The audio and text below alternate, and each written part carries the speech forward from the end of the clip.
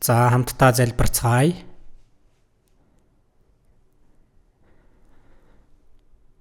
Биднийг хайрладаг ариун инэрэнгүү бидний Бурхан Аав минь, Бурхан танаас холдон гим нүгэл дунд амьдарч байсан бид бүхнийг ертөнцийн хоосон зүйлийн төлөө бид сэтгэл болон бодлоо зориулаад гим нүгэл дунд амьдарч байсан билээ. Бурхан та биднийг өршөөж, Бурхан таныг мэдээгүй байх үед эзэн Есүс бидний оронд загалмай дээр үхэж өгөөд бидний авах ёстой байсан хараал болон шийтгэлийг өрч, эзний урсгасан үнэт цусаар бидний гим нүглийг мөнхөд уучлж өгч, ямар ч гавьяа зүтгэлгүйгээр биднийг аварч өгсөн, бидэнд хандсан агуу нэгүсэлд итгэн авралт хүргэсэн таны агуу нэгүсэл талархаж байна.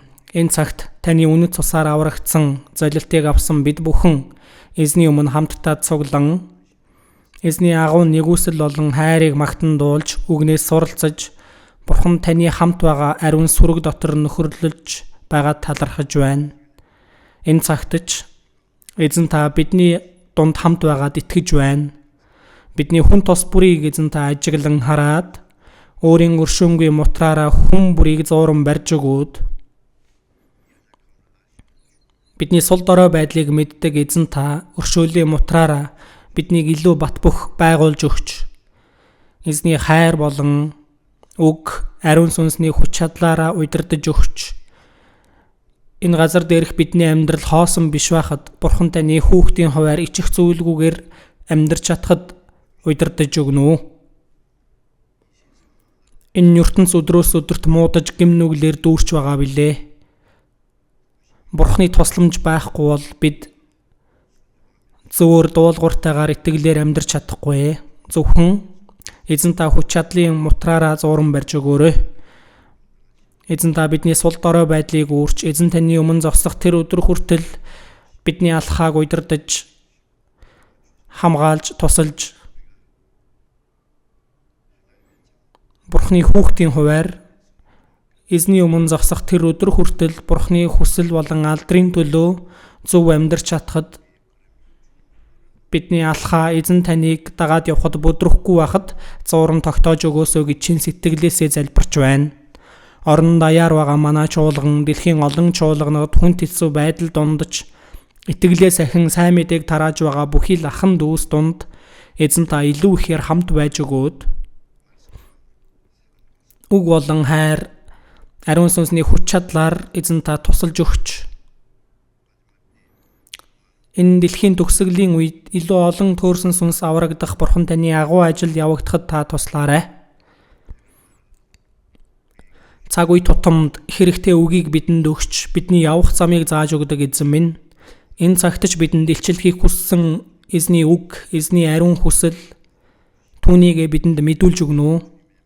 Бид эзэн таны үгийг сонсоод сураа зогсохгүй өөрсдийн амьдрал болон бодолд сахин биелүүлснээр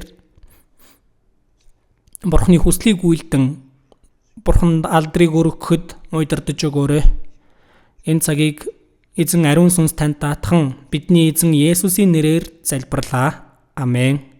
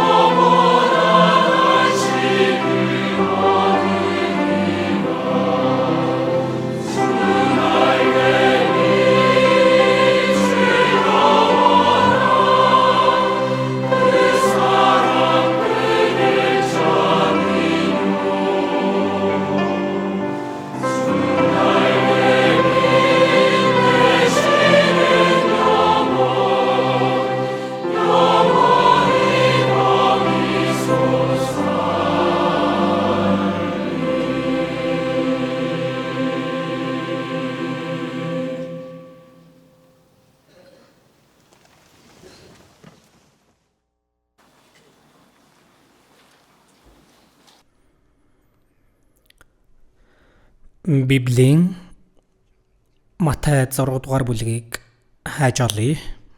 Матай 6-гийн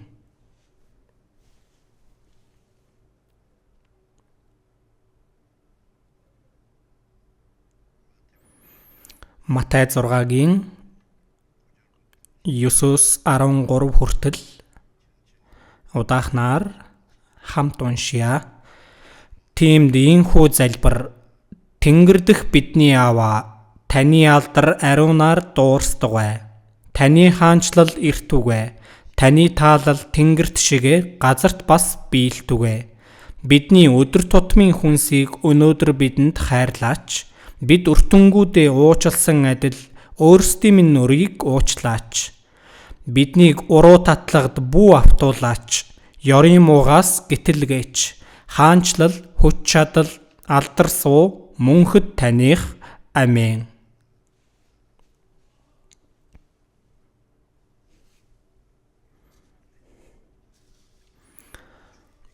Матай 6 дугаар бүлэг дээр гарч байгаа эзний заасан залбирлыг бид нар үргэлжлүүлэн илүү дэлгэрэнгүй хамтдаа сурч бодож байна. Эзний заасан энэхүү залбирал яг үүний дагуу залбир гэсэн утгатай биш байгаа. Бидний залбирах ёстой агуулгууд дотроос хамгийн чухал үлгэр жишээг үзүүлсэн тийм залбирлыг эзэн бидэнд зааж өгсөн байгаа. Гэртээ ч гэсэндээ уншаад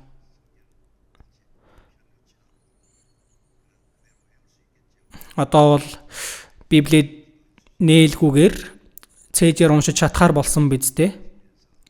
Өдөр болгон бид нар энэ залбирал дээр үндэслэн залбирж байвал болно. Аврагдсны дараа Бурхны бидэнд өгсөн онцгой эрх бол бид Бурханд залбирах боломжтой болсон байна.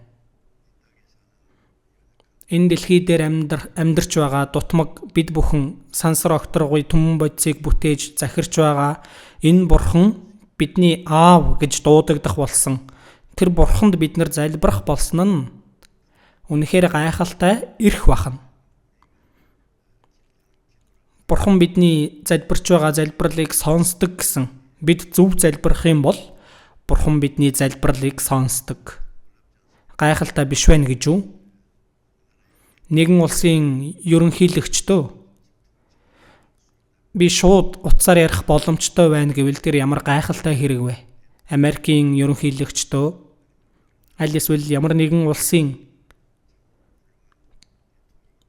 мундаг гайхалтай тийм ерөнхийлөгч байдаг бол тэр хүнтэй би шууд утсаар ярих боломжтой гэвэл тэр онцгой ирэх биш гэж үү? Бид нар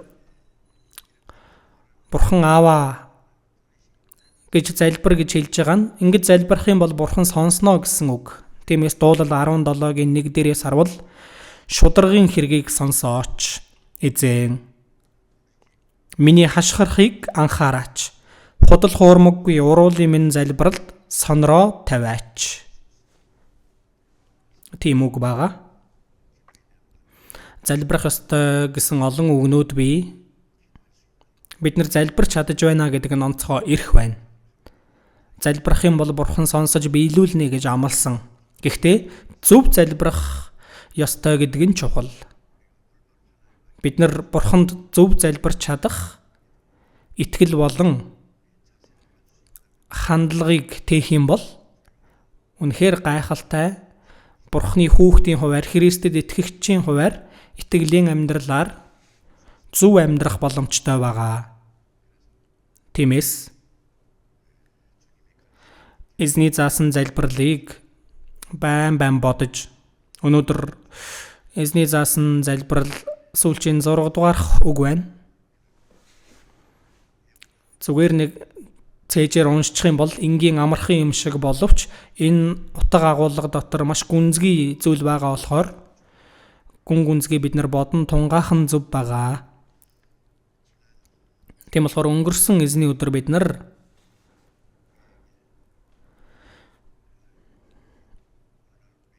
бидний өдөр тутмын хүнсийг өнөөдөр бидэнд хайрлаач гэсэн энэ өгүүлбэрийн утгыг дэлгэрэнгүй тайлбарлаж өгсөн. Хичээл хийж байгаа хүүхэд шалгалт өгөх ёстой боллоо. Өөрийнхөө сурч мэдсэн зүйлээ шалгуулахаар боллоо.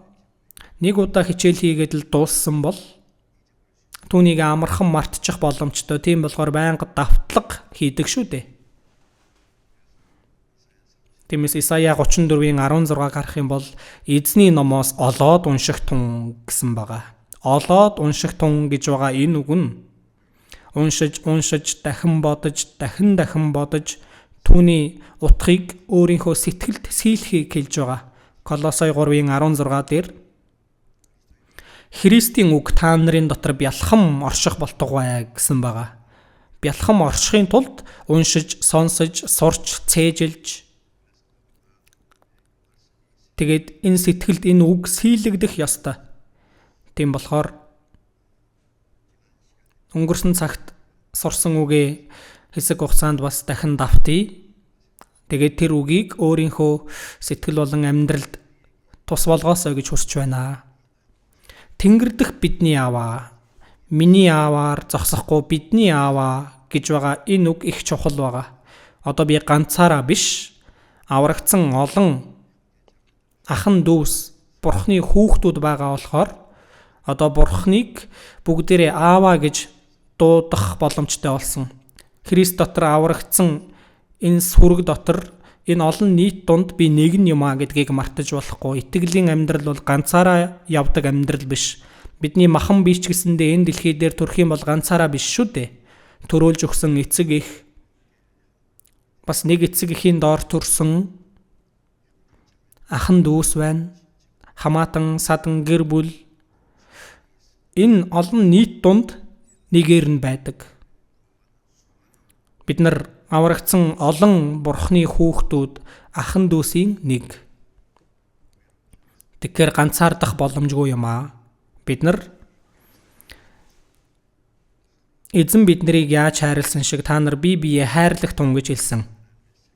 Бурхны ам болон хайр түүгээр адил итгэл болон адил найдварыг авсан болохоор үүгээр бид нар нэг болсон болохоор Энэ олон нийтийн дунд би байгаа юм а гэдгийг мартаж болохгүй. Олон нийтийн дунд би нэг нь байна гэдэг бас хариуцлагатай. Нэгэн гэр бүл дотор аавын хариуцлага байна, ээжийн үүрэх ёстой хариуцлага гэж байна. Бүхий л гэр бүлийн гишүүд тус бүрдээ сахиж биелүүлэх ёстой үүрэг бий, хариуцлага бий. Тийм болохоор бид нар ч бас Бурхныг ааваа болгосон ариун сүрэг дотор энэ олон нийт дунд би амьдарч байгаа болохоор байр сууриа сахиж миний хийх ёстой зүйл гэж бас байгаа.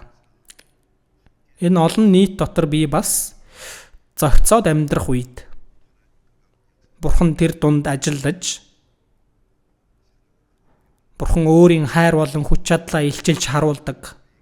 Тийм болохоор бидний өдөр тутмын хүнсийг өнөөдөр бидэнд хайрлаач гэж хэлж байгаа энэ үг зөвхөн надад өгөөч гээгүй, бидэнд хайрлаач гэж хэлсэн энэ үг чухал байгаа. Гэр бүлийн гишүүд олон байлаа. Тэгэх юм бол ганцаараа сайн сайхан амьдрах нь утга учиргүй. Бид гэж байгаа нэгэн гэр бүл шүү дээ. Хамтдаа сайн сайхан амьдрах хэрэгтэй. Хамтдаа амар амгалан амар тайван байх хэрэгтэй. Тиймээс Иохан 13:34-өөс харах юм бол би биенээ хайрлах тун би та нарыг яаж хайрласны адил аврагдсан хүмүүс нэг нэгнээ хайрлах ёстой. Хэр хэмжээнд хайрлах ёстой вэ гэвэл эзэн биднийг хайрласны адил.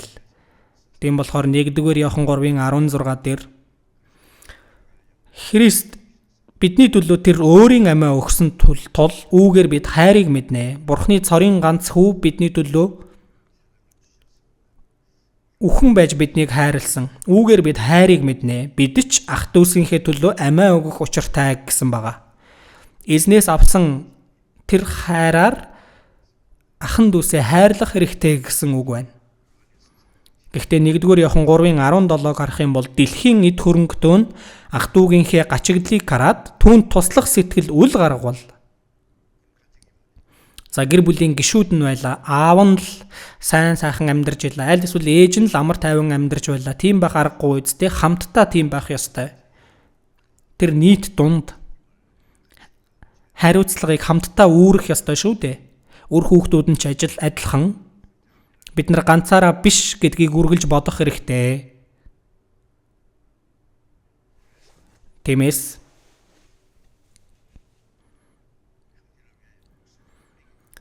ах дүүсийнхээ төлөө амиа өгөх учиртай. Эзэн бидний төлөө амиа өгсөн шиг тэр хэмжээнд хайрлах ёстой гэсэн байна. Гэхдээ дэлхийн эд хөрөнгөтөө нь ах дүүгийнхээ гачигдлыг хараад түүнд туслах сэтгэл үл гаргавал. Уг нь туслах сэтгэл байна. Байхгүй бол тэр худал үг. Туслах сэтгэл байна. Гэхдээ ийм сэтгэлээ хаавал махан би ийм сэтгэлд хаалт хийдэг. Махан би түүнд хаалт хийдэг байна. Гэхдээ тэр сэтгэлээ ялах хэрэгтэй. Өөрийнхөө харам занг эзний өмнө сүхрүүлж Бурхны үгийн дагуу тэр хайрыг хэрэгжүүлэх ёстой. Тэгж чадахгүй махан би тэр сэтгэлд хаалт хийвэл хэрэгжүүлэхгүй бол түүний дотор Бурхны хайр хэрхэн байх вүлээ гэсэн байна. Бурхны хайр гэдэг байгаа нь энэ хайр гэдэг зүйл чинь байнга өгөх ёстой. Ганцаараа амьдрал хайр гэж хэрэг байхгүй. Хайрлах хүн байгаа учраас тэр хайрыг өгч. 1-р Коринт 13-ийн 7-оос 14 хүртэл харах юм бол хайр ямар вэ гэдэг тухай гарч байгаа. Тэр хайрыг хэрэгжүүлэх ёстой. Энэ хайр гэдэг байгаа нь Христийн зан чанар, Христийн сэтгэл. Түүнийг бид нэр хэрэгжүүлэх хэрэгтэй. Хайрыг мэдж байлаа гэд яах юм бэ? Бид нар хэрэгжүүлэх юм бол энэ хайр бидний дотор рааж мажмаар илүү бялхам оршино. Хайрлах сэтгэл байлаа гэтэл түүнийг хэрэгжүүлэхгүй бол хайр улам багасаар байгаад бүр байхгүй болдог. Дараа нь үнэхээр юу ч хүн болдог байна. Хайрыг өгч, дахин өгч, бүгдийг өгч ингэж өгдөг зүйл байгаа. Луг 6-гийн 38 дээр өгөх тун тэгвэл та нарт өгөгдөх болно. Эзэн ч гэсэндээ бидэнд өгдөг нэгэн байна. Гуй тэгвэл та нарт өгөгдөнө. Бид ч гэсэндээ өөртөө байгаагаа бусдтай хуваалцаж чадах, тэр хайрыг хуваалцах ёстой. Өөртөө байгаа зүйлийг өөрийнхөө төлөө хэрэглэх биш. Ахан дүүсийнхээ төлөө, аврагдаагүй хүмүүсийн төлөө бид нар чадах зүйлээрээ бидэнд бурхан өгсөн байгаа цаг хугацаа, эд хөрөнгө түүгээрээ би хэрэгжүүлэх үед бурхан илүүг өгдөг. Өгөх тун тэгвэл та нарт өгөгдөн. Хэр ихийг өгөх вэ? Тэгэхдээ шахагдсан, чигдсэн, мөн бялхсан сайн хэмжээгээр өвөр дээр чинь асгарах болно. Энэ амлалт байна. Энэ амлалтанд итгэж чадахгүй байгаа учраас хэрэгжүүлж чаддаггүй. Тийм болохоор итгэл гэдэг зүйл бол Бурхны нэгүсэл болон хайрыг ухаарч түүнийг бид нар хэрэгжүүлэх үед Бурхан биднээр дамжуулан тэр бялхам, хайр болон ам, хүч чадлаа биднээр дамжуулан Бурхан илчилж харуулдаг байгаа. Бид нар сэтгэлээ хаагаад хэрэгжүүлэхгүй бол Бурхан яаж түүнийг илчилж харуулах вэ? Аврагдсан хүн амаа хамигдсан байж байвал хэн ч аврагдаж чадахгүйтэй адилхан хайрч гэсэндээ бид хэрэгжүүлэхгүй бол бусад хүмүүс биднээр дамжуулан Бурханы хайр ямар вэ гэдгийг яаж мэдэх вэ? Бид нар хайрыг мэдээд зогсохгүй түүнийг хэрэгжүүлнэ гэдэг нь чухал байна. Тийм болохоор 1-р Иохан 3:18 дээр бяцхан хүүхдүүдээ бид үг хэлээр бос харин үйл ажил үннээр харилцгаая гэсэн байгаа. Үг хэлээр бол хэн хайрлаж чадахгүй вэ? Зарим хүн их сайн ярьдаг. Ярьж байгааг нь сонсох юм бол ганцаараа л Бурхныг хайрладаг юм шиг, эзний төлөө юу ч хийж чадах юм шиг, гэхдээ үйлс байхгүй. Үгэндээ үг хэлэндээ сайн байвал үзэн ядахгүй л дээ. Үг яриандаа сайн байлаа, гэхдээ үйлс байхгүй байлаа. Тийм хүн энд байхгүй. Байхгүй болохоор ашгүй дээ. Гэхдээ мэдхгүй шүү дээ. Тийм хүнийг харж байсан. Үнэхээр сайн ярьдаг. Гэрчил яриг гэх юм бол хүмүүс баг өөрт нь дурлах хэмжээнд. Гэхдээ мэдээд үзэхээр, судлаад үзэхээр луйвэрчин байдаг. Луйвэрчин хүн үнэхээр сайн ярина. Сайн ярьдаг болохоор л луйвэр хийж байгаа шүү дээ. Христэд итгэгч хүн тийм байж болохгүй. Үг хэлээр бос харин үйл ажил үннээр хайрлцгаая. Үйл ажиллаар хайрлаж байгаа бол жинхэнэ хайр. Харин үг хэлээр хайрлаж байгаа бол тэр нь хуурамч хайр байна. Бид нар Библийг сурж байгаа зорилго нь олон зүйлийг мэдээд яах гэдвэ? Заах гэдөө, багш болох гэдөө үгүй. Харин хэрэгжүүлэхийн тулд сэтгэл болон амьдрал дундаа. Тийм болохоор өнгөрсөн удаад бидний өдөр тутмын хүнсийг өнөөдөр бидэнд хайрлаач. Энэ үгийг ч гэсэндээ би зүгээр энгийнээр бидний өдөр тутмын хүнсийг өнөөдөр бидэнд хайрлаач. Гэхдээ энэ үг бичигдсэн тухайн үеийн нөхцөл байдалд ямар олон зүйл болж байсан бэ? За тэгэхээр Библиэс хайж олъё. 1-р Тимот 6-гийн 1-р Тимот 6-г хайж олъё. 1-р Тимот 6-гийн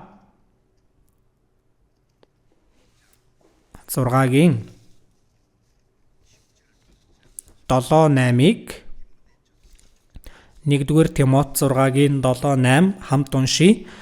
Учир нь бид ертөнцид юу ч авчраагүй, мөн юу ч авч гарч чадахгүй. Хэрв хоол хүнс хувцас хунар байвал эдгээрээр бид сэтгэл хангалуун байх болно.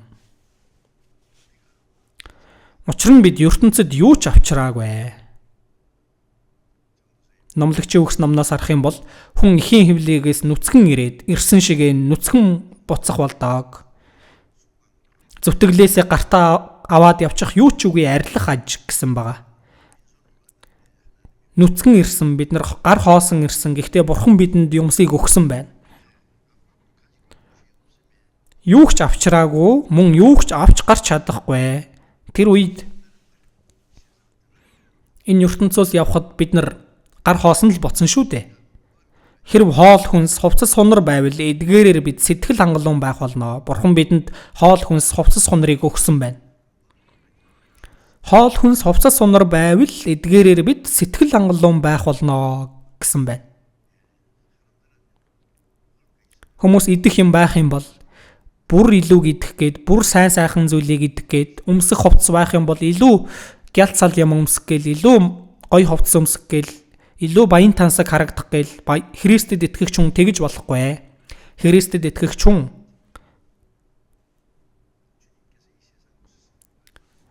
эзэн энэ дэлхий дээр ирээд ямар химнэлттэй амьдарсан бэ? Есүс хааны хүүхдээр төрөөгүй, харин ядуу мужааны хүүхдээр төрсөн. 30 жил орчим ядуу айлд эгэлж ирийн хүнтэй адилаар өөрийг нь төрүүлж өгсөн аав нь төрсөн эцэг нь биш ч гэлээ Йосеф мөн ээжийнхээ ачийг хариулсан.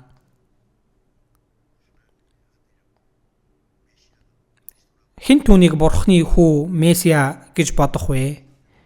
3.5 жилийн турш Есүс ямар их хөдөлмөрлсөн бэ? Унтаж чадалгүй, идэж чадалгүй. Дэндүү завгүй байсан болохоор талах идэх завч гараагүй гэж байгаа. Хүмүүст үл тоогдоод, хөөгдөөд, өдөр нь Иерусалим цайзад үгээ тунхаглаад л шөнө нь Чидон уулан дээр хүүтэн шүүдэрт норж унтаад л хүмүүсийг харахад мунхаг ядуу үл тоогдсон тийм хүмүүсийг өөрийнхөө шав болгож сонгоод л явсан. Есүс энэ дэлхий дээр ирээд сайн сайхан амьдарсан уу? Үгүй ээ. Шавнар нь ямар байсан бэ? Сайн мэдээг тараасан эзний ажилчид бүгд тэр зовлонгийн амьдралаар араас нь явсан байна. Христэд итгэгч бид бүхэн идэх юм, өмсөх юм байлаа. Эзний өгж байгаа зүйлээр сэтгэл хангалуун байх ёстой. Илүү юмд шунаад байж болохгүй ахнэ. Өөрөөсөө илүү сайн сайхан зүйлийг идэж амьдарч байгаа хүнийг харах юм бол би хэзээ ингэж амьдрах юм болоо гэж тэгдэг. Хүн өөхөх хүртлээ хүний шуналд төгсгөл байхгүй.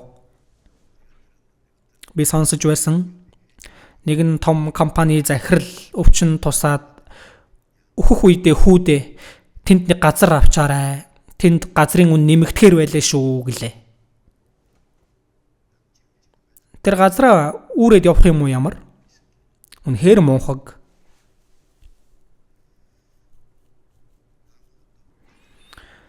Юу ч авчраагүй. Явхдаа ч юу ч авч явж чадахгүй. Энэ дэлхий дээр идэх юм, өмсөх хувцас байвал түүгээр сэтгэл хангалуун бай гэсэн байна.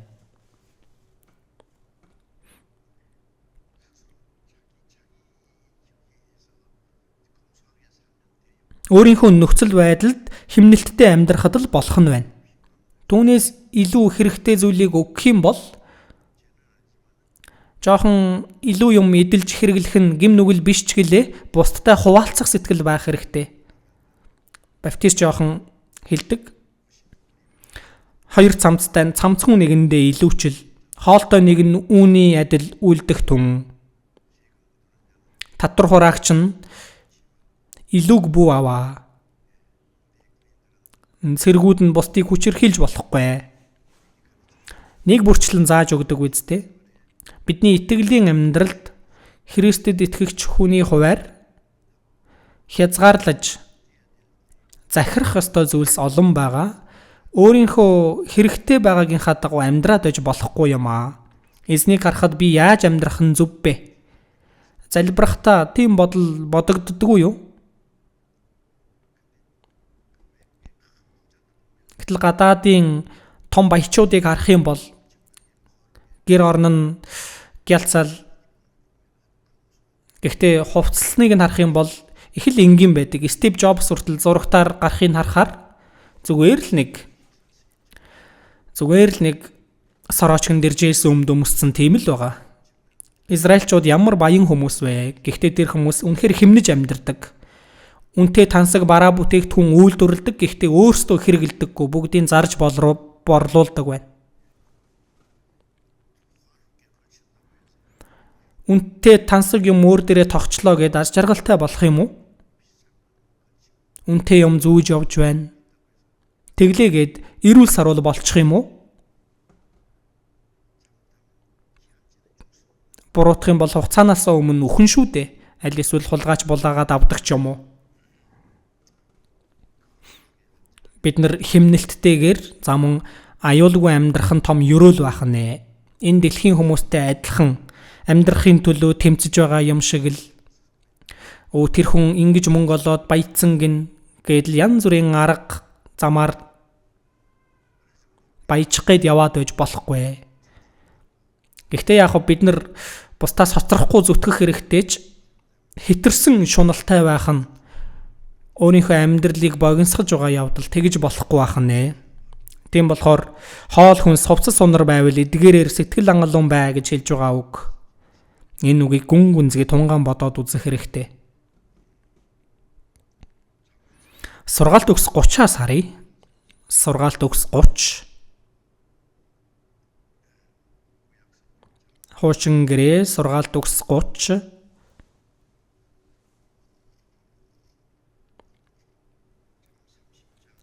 Гучин 7 8-ыг хамтдаа уншия. Хоёр зүйлийг би танаас гуйж байна.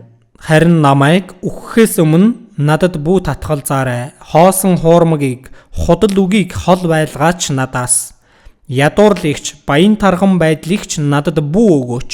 Ноогдох хувь минь болох талхаар намайг тэжээгээч.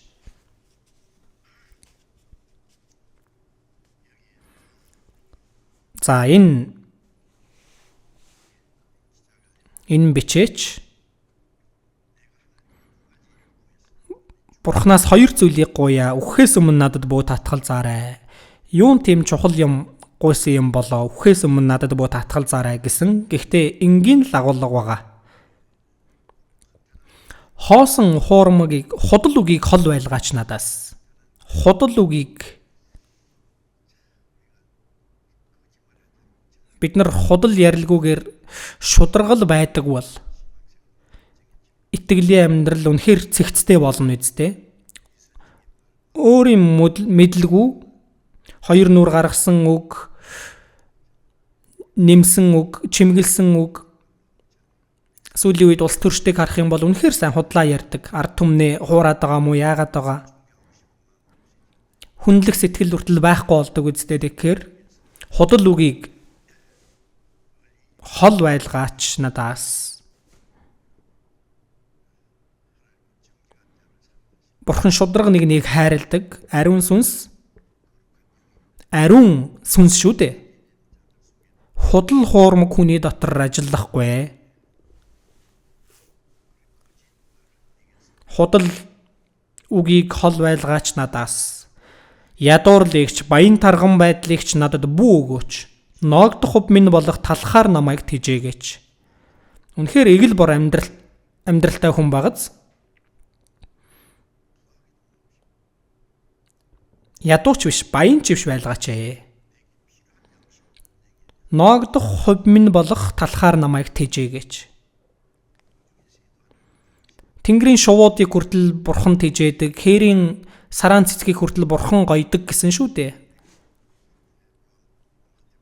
Матай 6-аас харах юм бол Тэнгэрлэг эцэгч нь та нарт энэ бүхэн хэрэгтэйг мэддэг юм аа. Мэддэг гэж байгаа нь хариуцна гэсэн үг.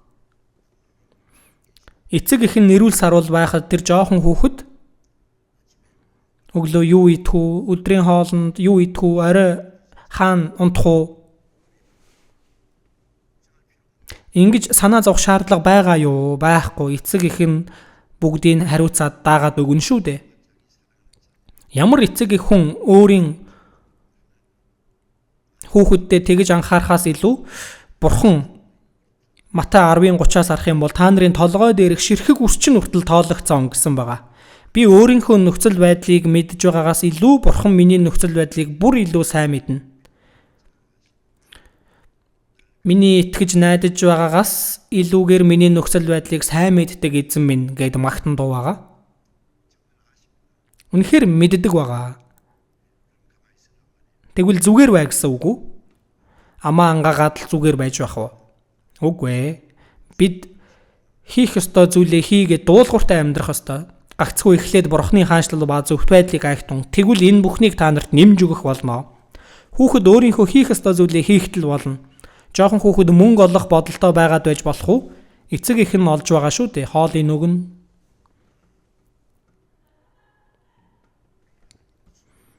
бид хийх ёстой зүйл нь дуулууртай л байх юм бол эзэн өхүүлдэгсэн жүү, амьдруулдагсэн жүү, яадаг ч байна уу?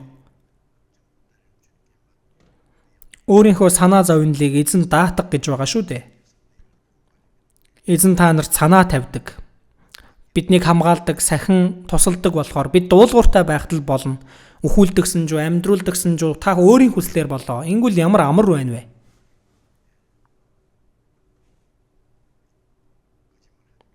Худлаа ярилгүйгээр үгэнд дуулууртай байгаад амьдрах юм бол түүний дараах асуудлуудыг бурхан хариуцдаг. Илч Паул хэлсэн шиг амьд байгаад эзний төлөө ажиллавал сайхан байна. Гэхдээ үхээд эзний өмнө очвол бүр сайхан байна.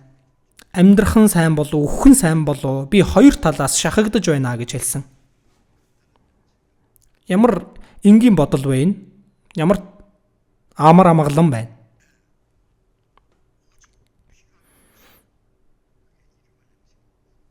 Ноогдох хувь минь бол талхаар намайг хангаач. Энэ нь өдөр тутмын хүнс байна.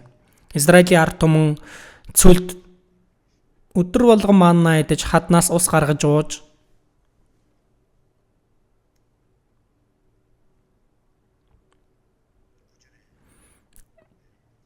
Юсийг харах юм бол уншиж өгье. Сургаалт төгс 39. Эстэгвэл би хангалттай дүүрнийг хүртэж эзэн гэж хэн юм бэ гэд няцаж боцохгүй. Эсвэл би ядууран хулгай хийж бурхныхаа нэрийг бузарлахгүй. Хангалттай дүүрнийг хүртэж эзэн гэж хэн юм бэ гэд няцаж боцохгүй. Мэдээж энэ үг шууд бодох юм бол бас ойлгох хэцүү байна. Дүүрнийг хүртээд бурхан гэж хэн юм бэ гэх юм болов энэ нь дэндүү баян байх юм бол бурханы тусламж байхгүй байсан ч болно гэж бодох болохоор Израилийн ард түмэн цөлд нэг өдрийн хүнсийг нь л өгсөн. Маргааш нь болох юм бол маргааш нь дахиад маннаг буулгаж байгаа.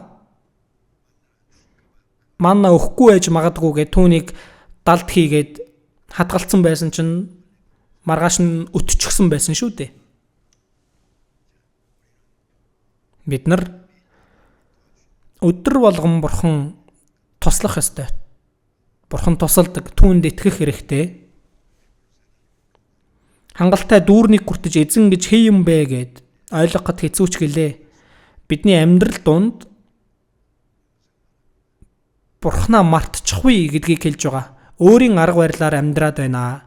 Өөрийн арга барилаар амьдрсан сайн сайхан болоод байна. Бурхны тусламж ямар хэрэгтэй юм бэ гэж бодох боломжтой байгаа. Тэгээд бас эсвэл би эсвэл ядууран хулгай хийж бурхныхаа нэрийг бузарлахгүй. Ядуу байлаа гэд бас хулгай хийх үү? Энэ ч гэсэн байж боломгүй зүйл үнэндээ. Энэ итгэлэн дэндүү сул дорой бол ингэх боломжтой. Гэхдээ энэ хүний итгэл сул дорой учраас уу? Бид нар дэндүү ядуу зүдүү байх юм бол өөрийнхөө ямар нэгэн арга барилаар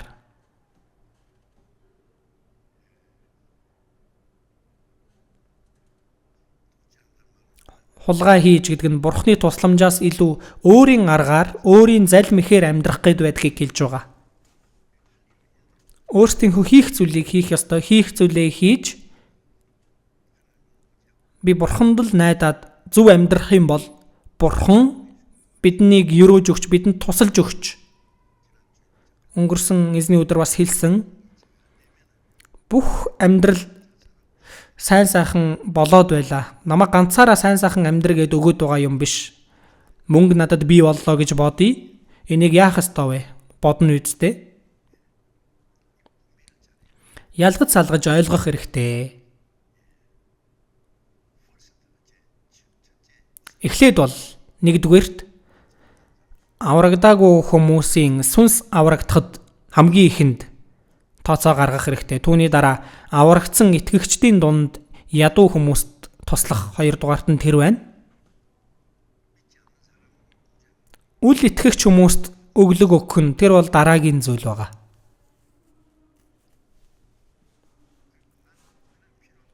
Тэгээд надад зүгээр хэрэгтэй зүйл маань байхад л болоо. Бурхан өгдөг. өөрийн арга барилаар амьдрах биш, шагналаар амьдрах хэрэгтэй. Энэ ертөнцийн хүмүүс бол өөрийн арга барилаар янз янзаар л амьдрах гэж оролддог. Өөрийн хичээл зүтгэлээр тэгэд болохгүй бол бүр лөөвөр хүртэл хийдэг. Аврагдсан хүн амьдрч байгаа арга зам нь тооцоолж байгаа арга нь өөр байх хэрэгтэй. Бид нар эзний хүслийн дагуу амьдрахын төлөө шагналаар амьдрах ёстой. Гагцгүй эхлээд бурхны хаанчлал ба зөвхт байдлыг хайхтун. Тэгвэл Библиэлд тэгвэл гэдэг үг олон бий. Тэгэхгүй бол ямар ч нэмэргүй. Тэгвэл энэ бүхнийг та нарт нэмж өгөх болно. Илүү ихээр нэмж өгнө гэж байна.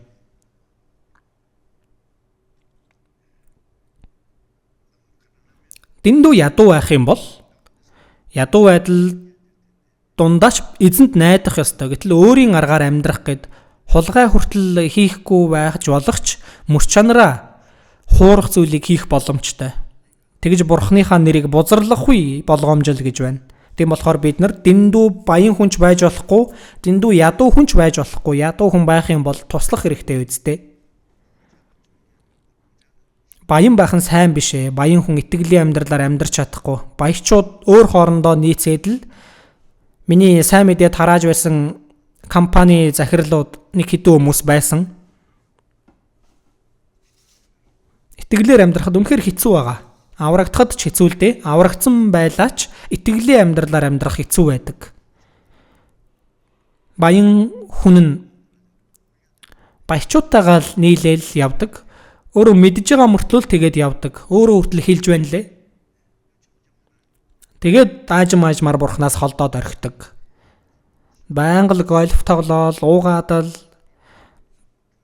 баячуудаараа уулзаад л хоорондоо зохицоод л бурхантай ямар ч хамааралгүй хол явж байгаа мөртлөө үнэхээр харамсалтай үсттэй. Би тэр хүмүүст ямар үг хэлэх вэ? Ямар таач? Бид нар баян байна уу, ядуу байна уу, бурхнаар сэтгэл хангалуун байж, бурханд үйлчилж байгаа сэтгэлээр зөвхөн энэ сэтгэл өөрчлөгдөж болохгүй. Итгэлээ сахиж байгаа явдал юм тэр бол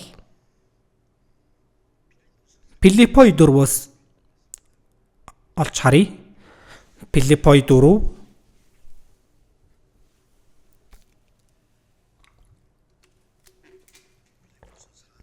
Филиппой 4-ийн 11 харъя. 4-ийн 11-12-ыг хамт уншия. Би үүнийг дутагдсны улмаас ярьж байгаа юм биш. Учир нь би байгаадаа сэтгэл хангалуун байж сурсан юм. Би тарчигхан байхыг ч мэднэ, элбэг дэлбэг байхыг ч мэднэ. Ямар ч альва нөхцөл байдалд цатгалан болон өлсгөлэн байх, элбэг байх дутагдахын аль альны нууцд би суралцсан. Илч Паул энэ үгийг хэлэхэд Ромын шоронд хоригдож байсан байгаа. Филиппоийн итгэгчдэд энэ үгийг загтлаар бичээд хэлж байгаа үг байна. Би үүнийг дутагдсны улмаас ярьж байгаа юм биш ээ. Энд Филиппоийн итгэгчид Паулд бол байнга тусалсан, хаанч явж байсан. Ромын шоронд байхад нүртэл Епафродитоор дамжуулаад Илч Паулын хэрэглэх зүйлийг явуулж л байсан. Гэхдээ өөрөө хэцүү байдал донд байгаа гэдгээ хэлээд дутагдсны улмаас ярьж байгаа юм бишээ гэж хэлж байна. Учир нь би байгаадаа сэтгэл хангалуун байж сурсан. Ямар ч нөхцөл байдалд байсан бай, би өөрөөрөө сэтгэл хангалуун байж сурсан гэж байна.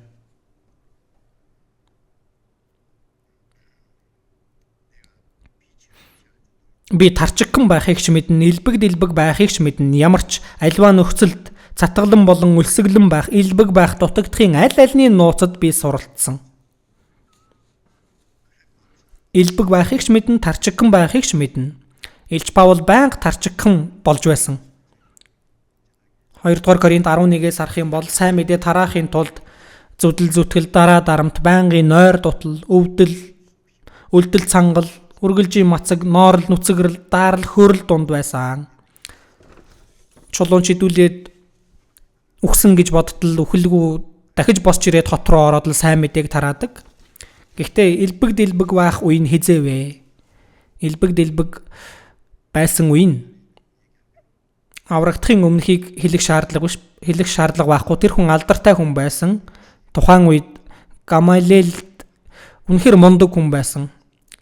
Өндөр боловсралтай, сайн ярьдаг, онцгой хүн байсан. Гэхдээ элсний төлөө тэр бүгдийг хайсан байгаа. Хог шаар мэд удсан. Гэхдээ Иерусалимийн итгэгчид тэнд өлсгөлэн болоход тэдэнд туслахын тулд яагаад бурхан Иерусалимд өлсгөлэн авчрав? Иерусалим чуулганыг хүн тэцүү байдал донд үлдээв. Бурхан яагаад тэгв? Иерусалим чуулган бол Юудэ чуулган байна. Харин бусад чуулганууд бол харь чуулган. Юудэчүүд харь хүмүүст бол дургу, харь хүмүүс Израильчуудыг бас бардам хүмүүс гээд. Одоо ч гэсэндээ Юудэчүүд болон харь үндэстнүүд хоорондоо зайтай байдаг шүү дээ. Юудэчүүд бол 2000 жилийн турш атсан газар болгондоо үхэж өргөдөж явсан болохоор харь үндэстнүүдэд өс хонзон сансан сэтгэлтэй байдаг. Одоо Юудэчүүд дэлхийн хамгийн баян хүмүүс, толгой хамгийн сайтай хүмүүс, дэлхийн 4 мэдээлэл холбоог атгаж байгаа, улс төрчдийг араас нь мөн атгаж байгаа, толгой хамгийн сайтай үндэстэн, өөрсдийгөө бурхны ард түмэн гэсэн бардам сэтгэлтэй байдаг. Харь үндэстэн хүмүүс үүнд нь их дургу байдаг байна. За харь үндэстэн болон Израильчуудад ийм зай байна. Анхны чуулганы үед ч гэсэндээ тийм зүйл хэсэг хугацаанд байсан. Тэгж болохгүй үсттэй. Тиймээс бурхан Иерусалимд хүчтэй хавчлаг өрнүүлсэн. Тэгээд Иерусалимд бөөгнөрсөн байсан хүмүүсийг тархаасан байгаа юм. Сайн мэдээг тараа гэд. Тэгээд бас Иерусалим чуулганы итгэгчид ядуу зүйдүү байдалд орсноор олон харь чуулганууд Иерусалимийн итгэгчдэд хүн тэцүү байдал донд нь байгаа болохоор нь Илч Паулаар дамжуулан, Илч Паул Юудэ хүн, Петр ч гэсэндээ Юудэ хүн. Илч Паул харь үндэстний элчээр олон чуулгануудаар явж Иерусалим чуулганд туслах ёстой гэж хэлсэн байна. Хөрөнгө босгох үйл ажил явуулсан байна. Тиймээс идэвхтэй оролцсон байгаа итгэгчид Иерусалим чуулганд туслахын тулд Иерусалимийн итгэгчид газраа зараад бүх зүйлээ зараад ядуу хүн байгаагүй гэсэн. Гэхдээ тэр хугацаанд удаан байгаагүй. Ядуурсан байна. Яагаад?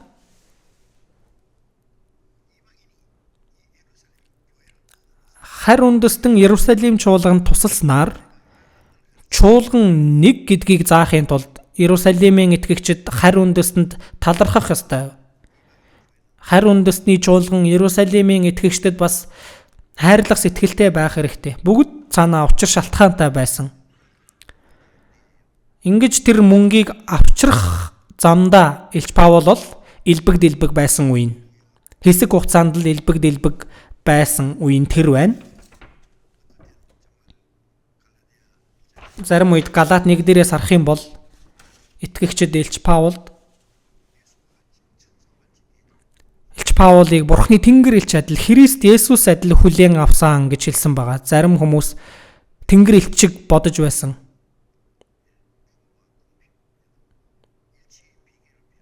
Элбэг дэлбэг байх, тарчигхан байх аль альны нууцад би суралцсан. Бид нар элбэг дэлбэг байх юм бол өөрийнхөө хэрэгцээгээр л ашиглах биш, харин эзний төлөө, ядуу хүний төлөө хэрэглэх боломж олгож ашиглах хэрэгтэй. Ядуу байвал бурханд найдах аргыг сурах хэрэгтэй. Элбэг дэлбэг байх юм бол ядуу тарчиг байх аль альны нууцад би суралцсан гэж хэлсэн гайхалтай үг байгаа үстэй. Бид нар бас тэгэх хэрэгтэй юм шиг байна.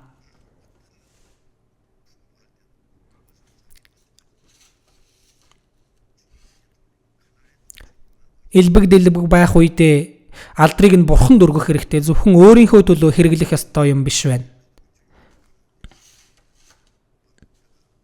Өлсгөлэн байвал өлсгөлэн чигээрэл байв. Өлсгөлэн байж байгаад үхвэл тэгэл явна үз. Санаа зовх зүйл юу байна вэ? Үнэхээр тийм. Энэ ертөнцийн дээр дахиад амьдрах шаардлага байхгүй гэвэл эзний өмнө очиход л болно үсттэй. Амьдрах шаардлага байвал би эзний төлөө амьдрал эзэн миний бүх зүйлийг хариуцах болохоор бидний үсний ширхгийг хүртэл тоолсон гэж байгаа үсттэй. Дуулал 147-гийн 4 дээр тэрээр оддыг тоогоор нь дугаарладаг. Тэнгэрт хэдэн од байгаа вэ гэдгийг хинч мэдэхгүй. Бурхан бүгдийг тоолсон. Өөрийнхөө бүтээсэн оддыг тоолж чадахгүй гэж юу? Бидний үсийг хүртэл тоолсон Бурхан. Оддын тоог тоолоо зогсохгүй бүгдийг нь нэрлэн дуудадгаа гэсэн байгаа. Мэдхгүй зүйл байхгүй гэсэн үг Бурханд. Бурханыг хэд багаар бид нар дүгнээд байж болохгүй. Тэр Бурхан одоо бидний аав байна. За бас Библиэс хайж олъё. Сургаалт үгс 11. Сургаалт үгс 11. Сургаалт үгс 11-ийн 24.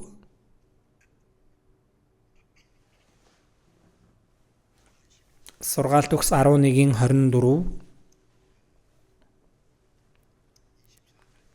25-ыг хамт уншийе. Харамгүйгээр тараахан аривжих, хит гамнах хэрнээ ядуу тарчиг болох, ерөөлийн хүн тосон чүмэглэх, өрөөлийг ундлагч өөрөө ундлуулах.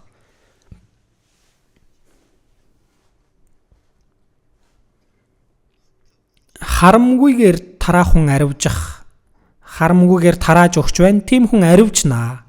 Яаж тарааж байгаа хүн аривжих вэ?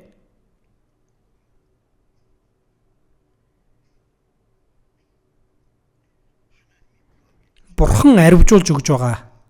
Илүүг өгөх юм бол Бурхан бүр илүүг өгнө. Бурханд ч гэсэндээ сонирхолтой байгаа болохоор бүр илүүг өгөх юм аа. Хит гамнах хэрнээ ядуу тарчиг болох. Бурханы өгсөн зүйлийг би өөрөө гамнаад байх юм бол тэр нь хүртэл байхгүй болно. Энэ үгийг ойлгодог бол уг нь сайн байна. Хит харамгүйгээр тараахан аривждаг. Бурхан аривжуулдаг. Гэтэл хит гамнах хэрнээ ядуу тарчиг болно. Харам бах юм бол Бурхан байгааг нь хүртэл булаагаад оддог байна.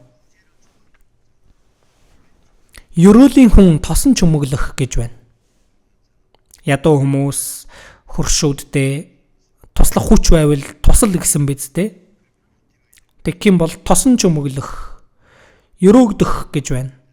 Өрөөлийг ундлагч өөрөө ундлуулах. Бурханы үг байна энэ. Бид энэ үгэнд итгээд хэрэгжүүлвэл яг түүний дагуу болно. Итгэлийн чин дагуу болог гэж хэлсэн. Итгэж байгаад нь итгэснийхэн дагуу болог, үл итгэж байгаад нь болохгүй ах нэ. Еврей 13-аас бас хайж олъё. Еврей 13 13-ийн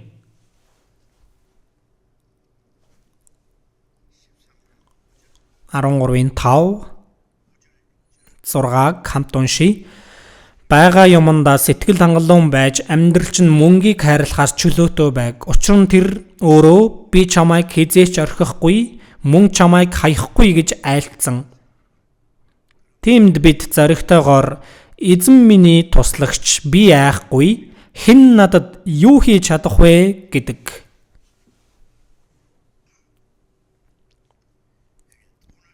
Энд мөнгийг хайрлахаас чөлөөтэй бай гэсэн. Мөнгийг хайрлах нь 1-р Тимот 6-аас харах юм бол мөнгөнд дурлах нь хамаг муугийн үндэс гэсэн.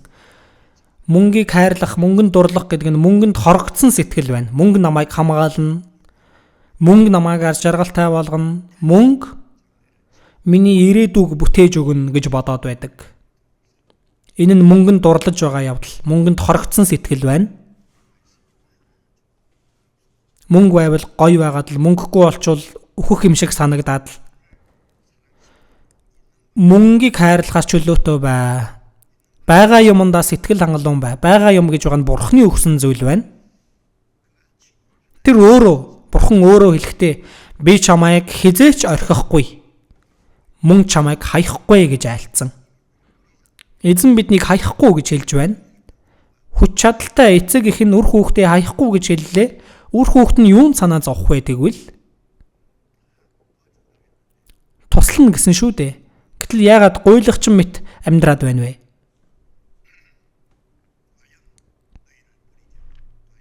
Би чамайг хизээч орхихгүй, мөн чамайг хаяхгүй. Тиймд бид зоригтойгоор эзэн миний туслагч. Би айхгүй. Хэн надад юу хийж чадах вэ гэж байна. Эзэн миний туслагч. Би энэ үгийг бодох юм бол нэг бодогддог зүйл бий. Өмнө нь дээр үед би гав ганцаараа ганц Библи бариад л хэдэн жил сайн мэдээ тараагаад явж байхад тэр тундуучонд сайн мэдээг тарааж байхад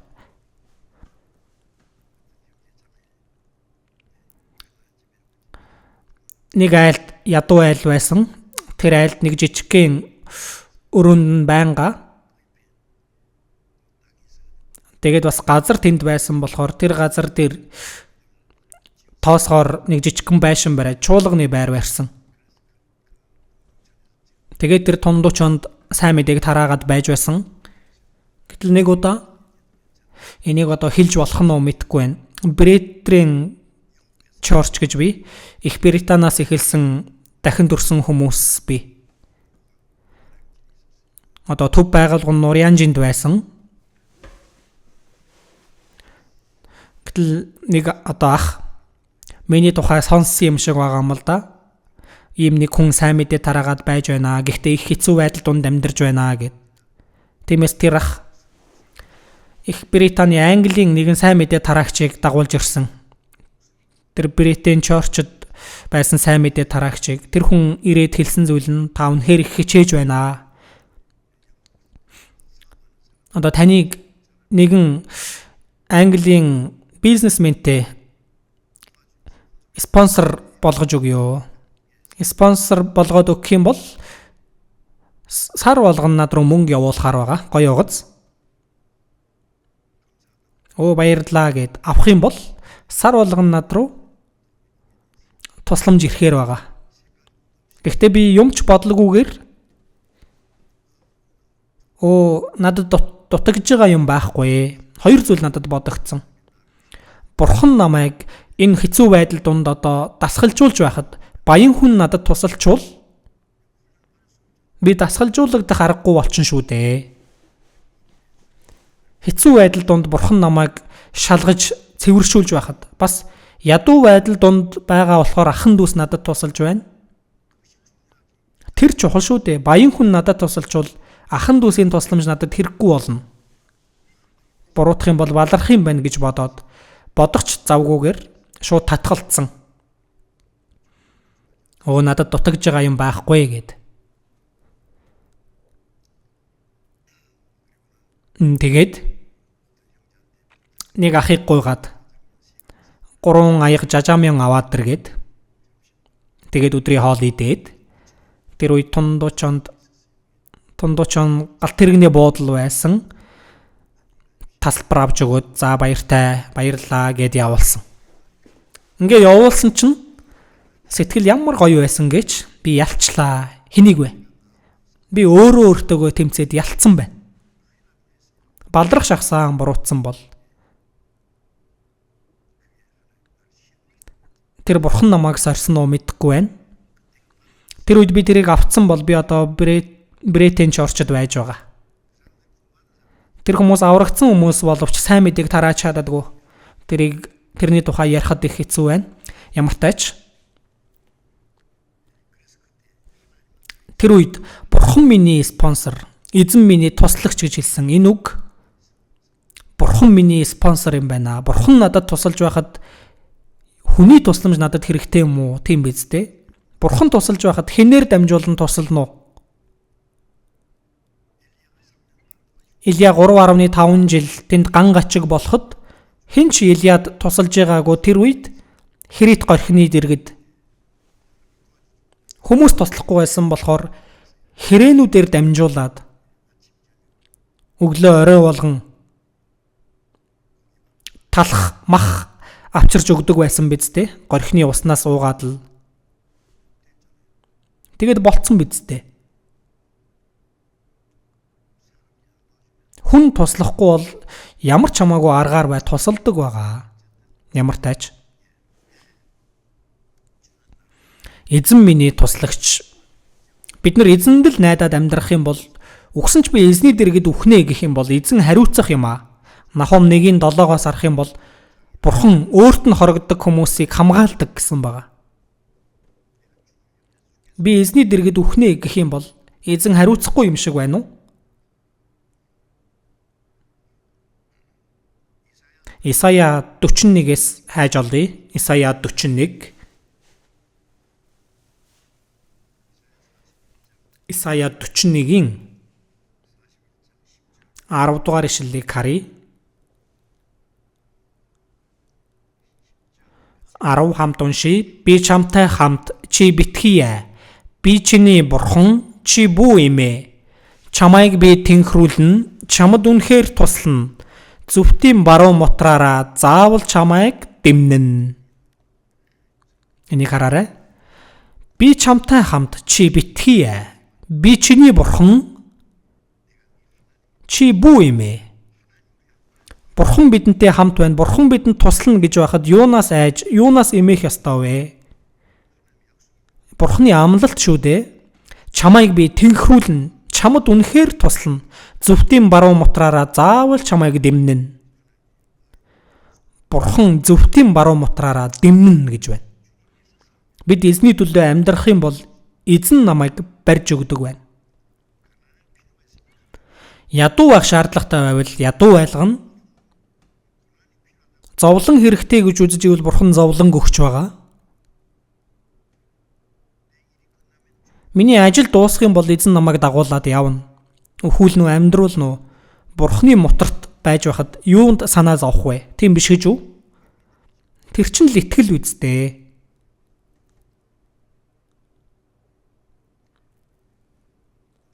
За бас Библиэс хайж олъё. Дуулал 121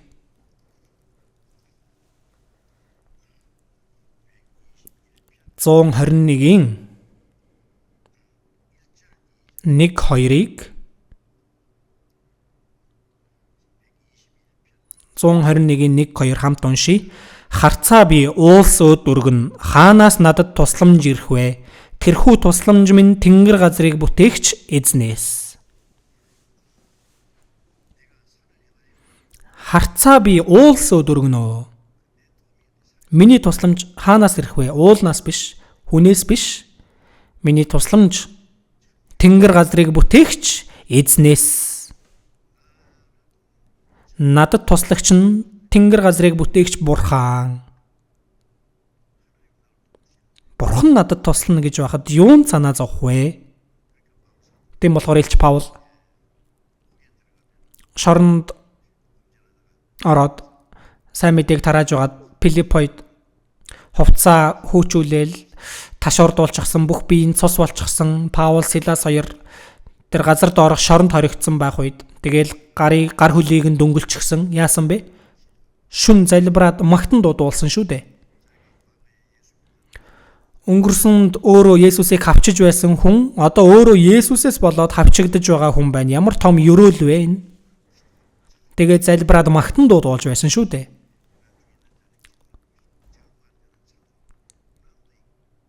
Та нарын донд хэн нэгэн зовж байна уу? Тэр нь залбираг. Хэн нэгэн хөгжилтэй байна уу? Тэр нь магтан дуулаг. Яг тэгээд байж байсан чинь шоронгийн үе таалга нээгцэн, нөгөө дөнгө нь мултарж унсан, тэр шүн, тэр шоронг сахиж байсан харгалзагч гэр бүлийнх нь бүгд аврагдаа үсттэй. Үйлс 13 дээр. Шоронд орохт нь шоронгийн харгалзагч аврагдаж байна. Гэр бүлийнх нь. За ийш тийшээ баригдаад явах юм бол тэндээ сайн мэдээг тарааж байна. Ромд сайн мэдээ тарахыг хүссэндээ яасан бэ? Сайн мэдээ тараагчийг явуулж чадаагүй болохоор Илч Паул Евдээ хүн байсан боловч Ромын иргэншил байсан болохоор би Цэзарт давж заалдна гэж хэлээд шүүхтгэхээр яваагүй, сайн мэдээ тараахаар явсан. 2 жил сайн мэдээг тарааж байгаад. Тэгээд эцэст нь ариун үхлээр өгсөн. Үнэхээр гайхалтай хүн шүү дээ.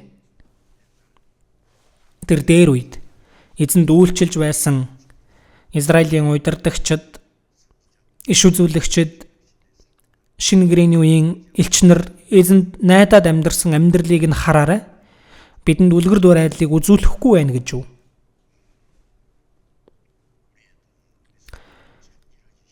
Хаанаас надад тусламж ирэх вэ? Тэрхүү тусламж минь тэнгэр газрыг бүтээгч эзнээс. Бас 3 дээрээс харах юм бол тэр хөлийг чинь эс гуйвуулна, чамайг хамгаалагч тэрээр үл үүрэглэнэ.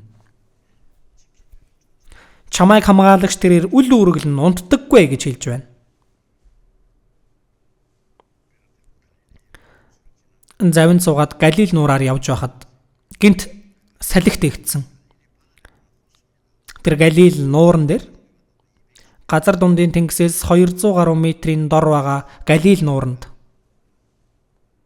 би бас завин суугаад Галил нууран дээгүүр явж удсан.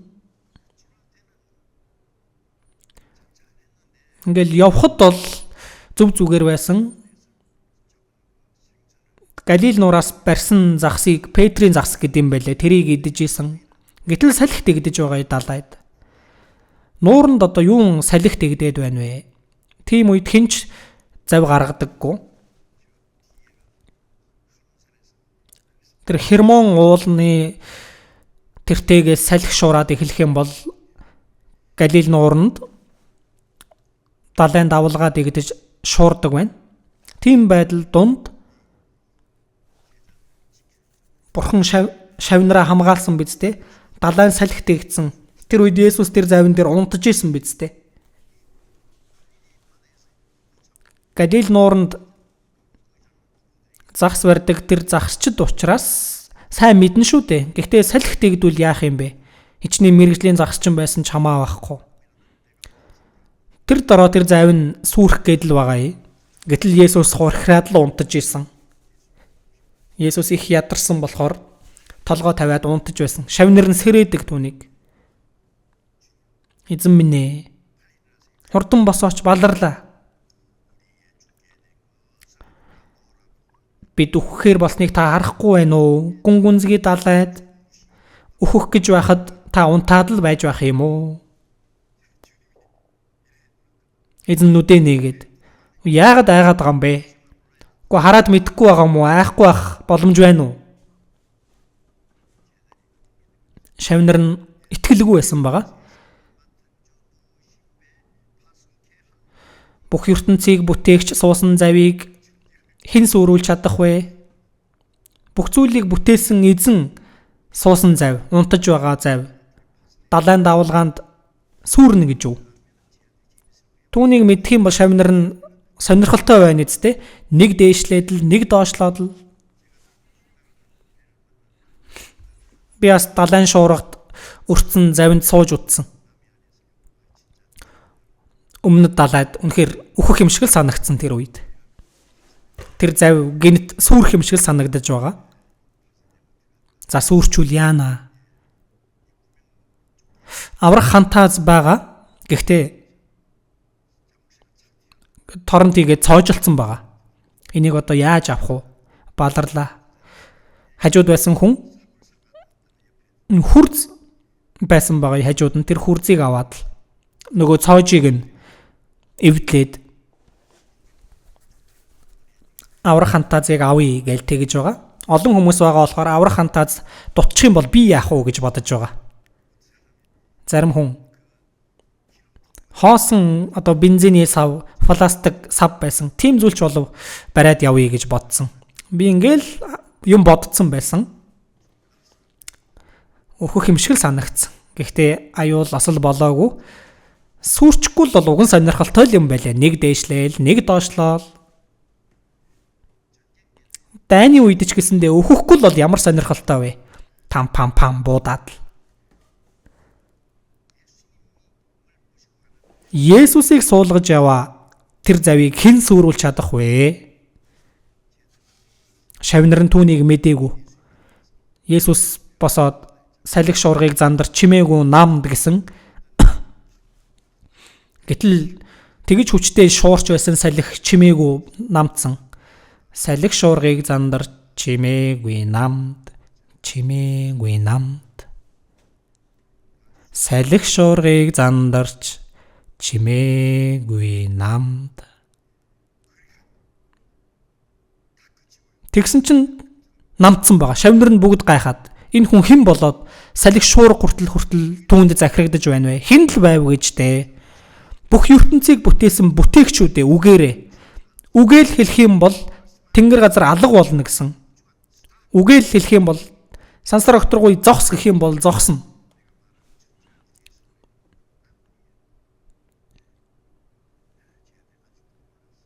Шавнар нь түүнийг мэдээгүй. Тэр нэгэн бидэнтэй хамт байхад юунд санаа зовх вэ? Ямар ч зүйл болсон санаа зовж чадахгүй.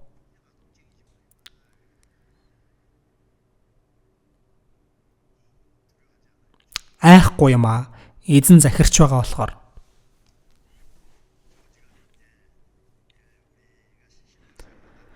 Бид нэр итгэлийн амьдралаар амьдарж байгаа нь бид итгэдэг гэж байгаа мөртлөө Библийг толгойдол мэдээд байдаг. Өөрийнхөө амьдралд холбож чадахгүй байгаа нь асуудал болоод байдаг. Давтчихсэн чинь цаг нэлээд явчлаа. Өнөөдөр уг нь дуусгая гэж бодсон чинь эзний заасан залбирлыг. За дахиад Матай 6 руугаа очие. Матай 6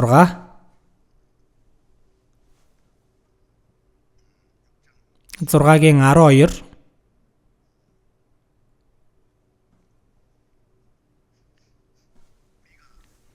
бид өртөнгүүдээ уучлсан адил өөрсдийн минь нүрийг уучлаач.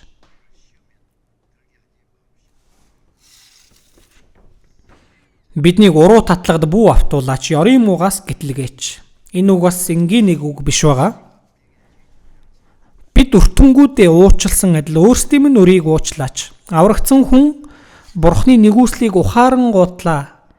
Бурхны нэгүслийг ухаарад итгэн гүйтлээ. Еврей 9:12 дээрх үгийн дагуу Есүс өөрийнхөө цусаар мөнхийн золилтыг биелүүлсэн. Бидний гим нүгэлд мөнхийн золилтыг биелүүлсэн тэр нь өнөөдрийг хүртэл өнгөрсөн гим цаашдаа өөхөх хүртлэх бүх гим энэ ертөнцид дуусах хүртлэх бүх хүмүүсийн гим нүглийг бүгдийг аваад Есүс загалмай дээр үхэж өгснөөр цусаараа мөнхөд бүгдийг уучлсан биз дээ. Үүнийг бид үгээр дамжуулан Бурхны хийсэн тэр агуу зүйлийг, тэр авралын ажлыг, тэр нэгүслийг бид нар ухаарч түүнд итгэсэн. Итгэснээр аврагдсан. Аврагдсан гим нүглээ уушлуулсан дахин төрсөн гэдэг нь адил үг. Мөнхөд гим нүглээ уушлуулсан болохоор эзэн үхэд урсгасан цусаар бидний гим нүглийг мөнхөд зольж өгсөн байна. Гим нүглээс болоод бидний авах ёстой байсан хараал шийтгэлийг авахгүй болгож өгсөн байна. Гэвч одоохондоо өөрчлөгдөөгүй байгаа өмнөх зан чанар аврагдсан хүнд байгаа. Аврагдан гутал өмнөх зан чанар байхгүй болоод л сэтгэл тэнгэр элчиг болчих ч юм уу. Тэгвэл сайхан л та. Гэхдээ үлдсэн байгаа. Өмнөх зан чанар. Тэгвэл яах ёстой вэ? Аврагдсны дараа ариун сүнс энэ дотор байж үг ариун сүнсээр миний сэтгэлийг өөрчилдөг байгаа. Эзний сэтгэлийг бидний дотор суулгаж өгдөг Христийн зан чанарыг. Итгэл өснө гэдэг нь урдийн зан чанар баг багаар өгөж Христийн зан чанар бий болохыг хэлж байгаа. Итгэл тодорхой хэмжээнд өсчих юм бол эзний зан чанар миний дотор биелэгдэх юм бол бараг л гим нүгэл хийхгүй амьдарч болдог. Заавал гим нүгэл хийх ёстой юм уу? Гим нүгэл ихтэй ертөнцид амьдарч байгаач гим нүглийг ялах боломжтой. Усан онгоц завь усан дээр байгаа. Ус тэр завь руу орохгүй. Ус завь руу орох юм бол тэр завь сүрнэ үсттэй. Загас далайн ёроолд амьдарч байгаач далай шорвог. Гэхдээ загасны гидсэн дотор шорвог биш үсттэй. Бид гим нүгэл ихтэй ертөнцид амьдарч байгаач гим нүгэл бидний дотор орж ирж болохгүй. Гим нүглийг ялах хүч байгаа. Үг болон ариун сүнсээр тэгээд баг багаар өөрчлөгдөх юм бол бараг гим нүгэл хийхгүй амьдарч чадна. Гэхдээ хараахан өөрчлөгдөөгүй урдийн зан чанар байгаа болохоор өөрөө ч мэдлгүй өөрчлөгдөөгүй нөгөө сэтгэл нь зүрх гэдэг бүхнээс илүү хуурамч эдгэршгүй өвчтөй. Хараахан өөрчлөгдөөгүй сэтгэл байна. Үзэн ядалт байна, атааж өтөө байна. Янз янзын зан авир байгаад байна. Сэтгэл, бодол, үг үйлдэлээр өөрөө ч мэдлгүй гим нүгэл хийдэг, мэдээд ч гим нүгэл хийдэг, мэдлгүй гим нүгэл хийдэг. Ингэж гим нүгэл хийх боломжтой. Гим нүгэл хийсэн ч болно гэсэн үг биш. Гим нүгэл хийхгүй байх ёстой. Гэвч гим нүгэл хийж болох гимт чанар бидний дотор байна. Өөрийн мэдлгүй. Тэгвэл яах вэ? Иохан 8:11-ийг хайж олъё.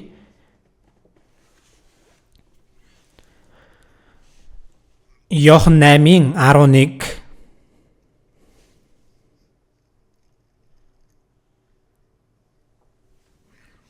11 дээр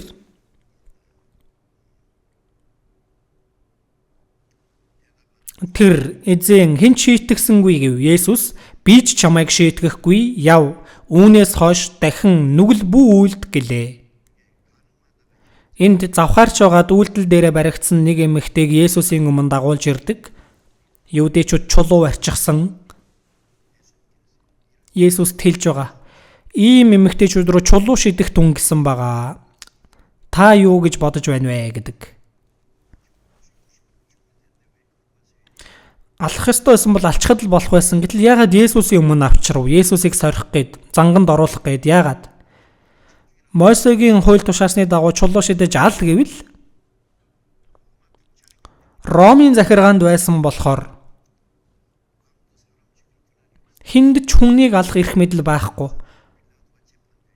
Ромоос ирсэн Пилат захирагч байна. Тэр хүн цаазаар авах ял оноохоос нааш хүн алж болохгүй. Хэрвээ алчих юм бол Ромын хуулийг зөрчсөн явдал. Тэгэх юм бол Есүс ч гэсэндээ ял авах ёстой. Битгий яал гэвэл Мойсегийн хуулийг зөрчсөн хэрэг болно. Есүсийг ингэж сорих гэж тийм арга замыг олсон байна. Гэтэл Есүс тэгсэн. Нүгэлгүй нэхлээд шидэ. Нүгэлгүй нэхлээд энэ эмэгтэй рүү чулуу шид. Газар дээр юм битсэн. Дахиад нүгэлгүй нэхлээд энэ эмэгтэй рүү чулуу шид.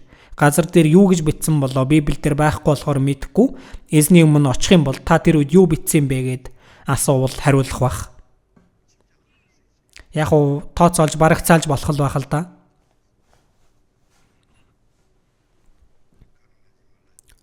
Бүү завхаар гэдгийг та нар дуулсан. Гэвч эмэгтэй хүнийг хараад тачаадан харах хүн бүр зүрхэндээ түүнтэй хэдийнэ завхаарсан хэрэг. Есүс Матай 5 дээр гарч байгаа үгийг бичсэн ч байж магадгүй. Сэтгэлдээ завхаарч тачаадан харсан хүн бүр завхаарсан хэрэг үзэн ядагч бүхэн алуурчин мөн нүгэлгүй нэхлэж чулуу шидэ.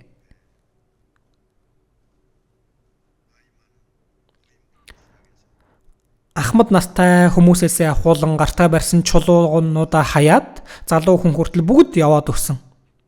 Нүгэлгүй хүн гэж хаана байна вэ? Өөрөө ч өөхөх ёстой гэмтэн яаж гэмтнийг шүүх юм бэ? Яагаад настайгаасаа эхлээд гарсан бэ? Настай хүн илүү их гим нүгэлтэй байна үсттэй. Эхлээд гараад явсан. Түүний дараа гим нүгэлгүй хүн байхгүй болохоор бүгд барьсан чулуугаа хаяад явсан. Эмэгтэй хүн одоо үхэхгүй гэж бодоод айж байсан. Чамайг хэн чийтгсэнгүй юу гэсэн. Байхгүй гэсэн байна. Тэгвэл яах ёстой вэ? Гим нүгэлгүй нэг нь надаас өөр байхгүй болохоор за нүдэн.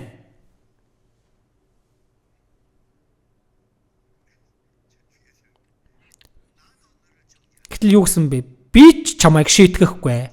Шийтгэх нэг нь эзнээс өөр байхгүй. Гэтэл яагаад тэр нүгэл ихтэй эмэгтэйг шийтгээгүй вэ? Чиний нүглийг би оронд чинь төлж өгнө. Чиний нүглийн төлөө би өмнөөс чинь нөхөж өгнө. Чи уушлагдах ёстой. Би ч чамайг шийтгэхгүй гэж байгаа нь Есүс хуулийг зөрчсөн явдал биш. Би чиний төлөө өөхөх учраас чи гим нүглээс чөлөөлөгдсөн гэж урьдчилж хэлсэн байна. Яв. Үүнээс хойш дахин нүгэл бүү үйлд. Бидний гим нүглийг уучлж өгсөн нь дахин нүгэл бүү үйлд гэсэндээ уучлсан шүү дээ, тийм ээ? Яах ч аргагүй гим нүгэл хийж болно гэж хэлээгүй. Аврагдсан хүн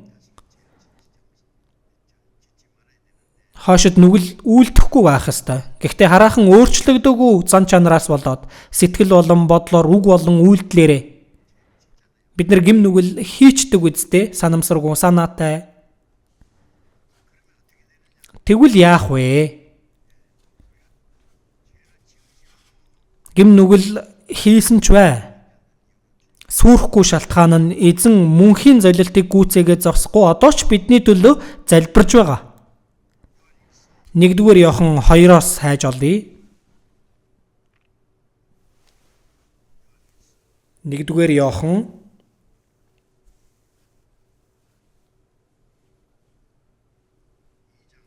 2-ын 1 Бяцхан хүүхдүүд минь та нарыг нүгэл бүү үйлдээсээ хэмээн би эдгээрийг та нарт бичиж байна. Хэн нэгэн нүгэл үйлдвэс эцгийн өмнө бид өмгөөлөгчтэй агаад тэр бол зөвхт Есүс Христ мөн. Хэн нэгэн нүгэл үйлдвэс аврагцсан үнд хэлсэн үг байна. Нүгэл үйлдэж болохгүй. Гэхдээ нүгэл үйлдэх юм бол эцгийн өмнө бид өмгөөлөгчтэй. Бурхны өмнө Есүс бидний төлөө үхээд дахин амилсан Есүс Бурхны өмнө одоо ч гэсэн залбирч байгаа. Өмгөөлөгч байна. Өмгөөлөгчтэй агаад тэр бол зөвхт Есүс Христ мөн. Эзэн бидний үйлцэн гим нүглийг уучлсан. Цаашдаа хийх гэмийг хүртэл би тэр хүний гимээс болоод үхсэн цусыг минь хараач гин. Тэгэлгүй яах вэ?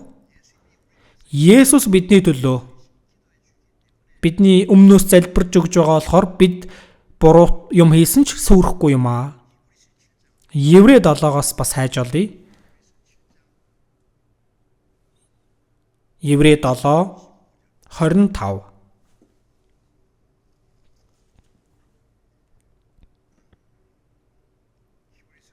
Еврей 7:25 хамт уншия. Тиймээс тэр өөрөөр нь дамжуулан бурханд ойртогсдгийг бүр мөсөн аварч чадна. Тэр тэдний төлөө зуучлан залбирахын тулд үргэлж амьд байдаг. Тиймээс тэр өөрөөр нь дамжуулан бурханд ойртогсдгийг бүр мөсөн аварч чадна. Бид Есүсээр дамжуулан бурханд ойртдог. Үргэлж Есүст найдаж бурханд ойртдог. Яагаад? Магад би сул дорой байдлаас болоод гим нүгэл хийх юм бол эзэн миний өмнөөс залбирч байгаа болохоор би сүрэхгүй. Бурханд ойртогсдгийг бүр мөсөн аварч чаднаа. Тэр тэдний төлөө Есүс зуучлан залбирахын тулд үргэлж амьд байдаг. Бидний гим нүглийг мөнхөд уучлаад зогсохгүй одоо ч миний хийж байгаа гим нүглийн төлөө залбирч байгаа. Үнэхээр талархмаар хэрэг багц. Тийм болохоор сүрэхгүй. Тэглээгээд гим нүгэл хийгээд байсан ч болно гэсэн үг биш. За гэтэл аврагдсан хүн гим нүгэл хийлээ. Тэгэх юм бол ямар асуудал үүсэх вэ гэвэл бурхантай нөхөрлөлд асуудал үүснэ. Аав болон хүүгийн хооронд амь насаар холбогдсон болохоор нөхөрлөл бий болно үстэй. Гэтэл хүү нь аавынхаа үгэнд дуулгаргүй байгаад гим нүгэл хийчлээ гэж бодъё. Тэгэх юм бол аав хүүгийн харилцаанд өөрчлөлт орохгүй ч буруу юм хийсэн гэд миний хүү биш гэд өрхийн гишүүдээсээ хасаад аячихгүй. Харилцаа нь бол тасрахгүй. Гэхдээ нөхөрлөл тасарсан. Энэ муу золиг гэд аав нь ууралчихсан байна. Хүүн янаа одоо гэд. Яах ёстой вэ? Нөхөрлөл болохгүй байх нэ. Тэгвэл тэр хэвэндээ байгаад байж болохгүй үстэй. Аавынхаа өмнө очоод аава би буруу юм хийжээ, уучлаач ээ. Нулимс туслуулна уу байна уу? Буруу юм хийсэн дахиж тэгэхгүй гэх юм бол зохиод алчихгүй. За ойлголоо. Буруу юм хийсэн л тэгэхдээ бас ингэж илэн далангуу бурууга хүлээн зөвшөөрөө дахин тэгэхгүй гэж байгаа болохоор за ойлголоо болсон битгий санаа зов. Уучлалчлаа. Асуудал шийдэглээ тийм ээ. 1-р Иохан 1-ээс хайж олъё. 1-р Иохан 1 1-ийн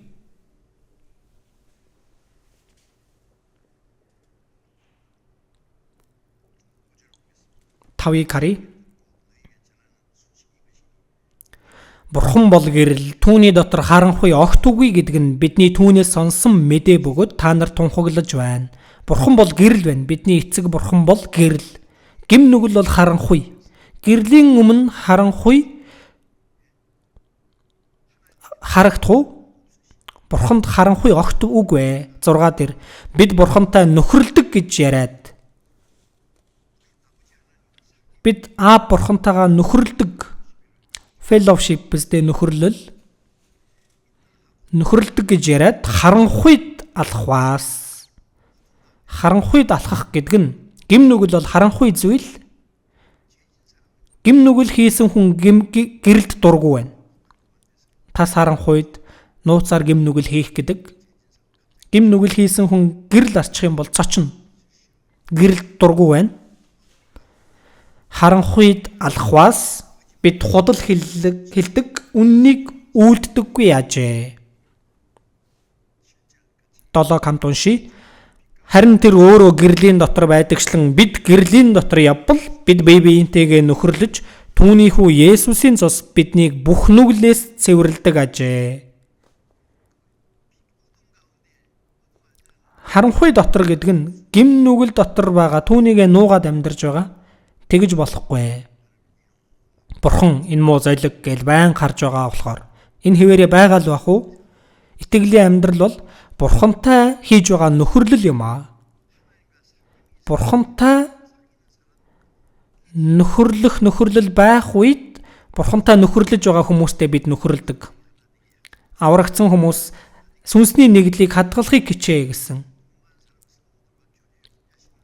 Аврагдсан хүн ганцаараа итгэлээр амьдардаг юм биш, итгэгчдтэйгээ хамт нөхөрлөж амьдардаг. Сайн нөхөрлж ийн үгүй юу гэдгийг нь харах юм бол аврагдсан үгүй юу гэдгийг нь мэдэх боломжтой. Тиймээс за хамтдаа нөхөрлөё. Цуглий хурдан нөхөрлөе. Нөхөрлөл эхэллээ. Нөхөрлөл дууслаа гэдэг тэр үгүй. Нөхөрлөлд эхлэл төгсгөл гэж байхгүй.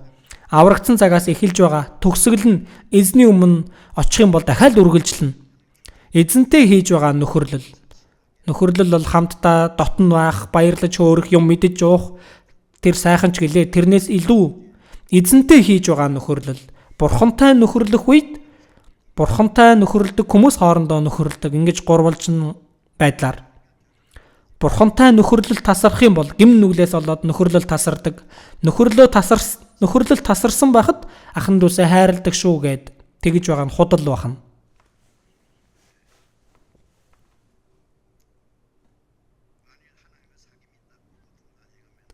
Бурхантай нөхөрлөдөг гэж яриад харанхуйд алхваас бурхантай нөхөрлөдөг гэдэг нь худал үг юм аа. Үннийг үйлддэггүй гэж байна. Тэр өөрөө гэрлийн дотор байдагчлан бид гэрлийн дотор явбал бид бие биентэйгээ нөхөрлөж түүний хүү Есүсийн цус биднийг бүх нүглээс цэвэрлэдэг ажээ. Энэ үгийг сайн хараарай. Тэр өөрөө гэрлийн дотор байдагчлан бид гэрлийн дотор явбал гэж байгаа үг нь гэрлийн дотор явна гэдэг нь гим нүгэл огт хийхгүй гэсэн үг гэхээс илүү гэрэл дотор байвал гим нүглээр илчлэгддэг. Гим нүглийг хийгээд нуугдаж байгаа хүн харанхуй дотор байна. Гэрэлд ил гарч ирэх юм бол гэрэл дотор явбал гэж байгаа нь гим нүглээр нь мэдээд эргэхийг хэлж байгаа. Тэгвэл бид бие биентэйгээ нөхөрлөж бурхантай нөхөрлөл бий болоход бид бие биентэйгээ нөхөрлөдөг. Үүнийг сайн ойлгох хэрэгтэй. Зарим хүн бурхантай нөхөрлөж чадахгүй байгаа мөртлөө хоорондоо гоё байна гэд ертөнцийн хүмүүс түүнийг их сайн хийн. Бид бурхантай нөхөрлөж байгаа хүмүүстэй нөхөрлөж байгаа. Тэр нь ариун нөхөрлөл байна. Тэр өөрөө гэрлийн дотор байдагчлан бид гэрлийн дотор явбал гэдэг нь худал хуурмаг зүйл нь ил болж гарч ирээд түүнээс эргэж үннийг дагаж дуулууртай амьдрах ёстойг хэлж байна. Гим нүгэл хийх юм бол хурдан эргэх хэрэгтэй. Бид бие биентэйгээ нөхөрлөж түүний хүү Есүсийн цус биднийг бүх нүглээс цэвэрлэдэг. Энэ үг аврагсны дараах гим нүгэл байна. Гэрэл дотор явбал бид буруу зүйлээ өчөж хэлээд гимших юм бол эргэх юм бол Есүсийн цус биднийг бүх нүглээс цэвэрлэдэг гэж байгаа. Бүх нүгэл гэж байгаа. Тодорхой хэлэх юм бол бид бүх нүглээ мөнхөд уушлуулсан аврагсны дараа хийж байгаа гим нүгэл өөр. Тэр бол нүгэл бүр байна. Англиар all sins биш every sin байна. Байнгын гэм. Тэгэж ойлгоход болно. Every sin биднийг бүх нүглээс цэвэрлэдэг ажээ. Эргэж нөхөрлөх юм бол бурхан уучладаг. 9 8 дээр бид нүгэлгүй гэж хэлбэл өөрсдийгөө мэхэлж байгаа бөгөөд бидний дотор үнэн алга. Нүгэлгүй гэж хэлбэл өөрийгөө хуурж байна. Аврагдсан хүний дотор сайн мөс чанар байгаа. Мөс чанараа хуурж болохгүй. Бидний дотор үнэн алга. Худал хуурмгийг үлдэх юм бол үнэн алга болно. 9-ийг хамт уншия. Бид нүглээ улайвал итгэмжит зөвхт тэрээр нүглийг маань уучилж бүхий л зүй бусаас биднийг цэвэрлэнэ.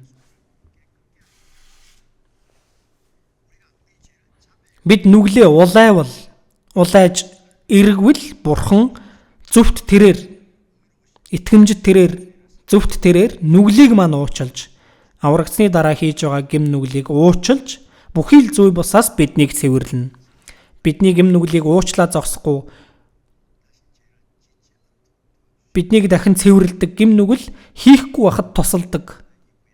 Аврагдсны дараа хийж байгаа гэм түүнд үннээр гимшиж эргэх хэрэгтэй. Нуугаад яваад байж болохгүй. Гэм нүгэлтэй байгаа мөртлөө өө ахан дүүс минь хайртай шүү. Үнэхээр сайн худал ярьж байна. Тэр ямар нөхөрлөл вэ? ертөнцийн хүмүүс янз янзын юм хийдэг. Тэгээл зөвхт юм шиг царайлдаг, ичих нүргүй явдаг. Бид бол тийм биш. Бид үнэн дотор.